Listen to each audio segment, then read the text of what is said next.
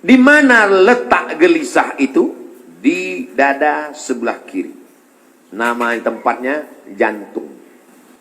Ala bidzikrillahi tatmainnul qulub. Dengan banyak berzikir mengingat Allah, maka hati akan menjadi tenang.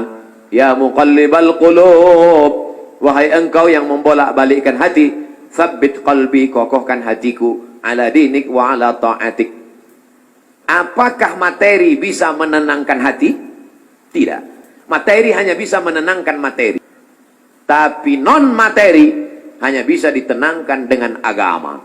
Makanya orang-orang ateis yang tidak beragama, hidupnya sempit. Kata Allah, ka'annama yas'adu fis sama, seperti terbang. Kita kalau naik pesawat, terbang, take off, itu dada terasa sempit. Begitulah orang yang tidak berserah diri kepada Allah, sempit. Akhirnya mereka mencari ketenangan kemana? Sabu-sabu, pil anjing gila, sakau, penjara, kalau ketangkap BNN, mati.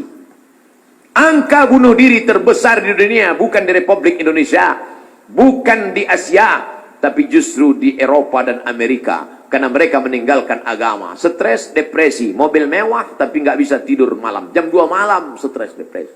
Makan obat tidur, tidur. Bangun tidur, stres lagi. Bangun tidur, tidur, mati. Sementara kita tenang. Begitu datang ke masjid, duduk, ngelihat muka ustadz, tidur. Panitia penutup, bangun. Fabi ayyi ala'i rabbikuma tukadziban.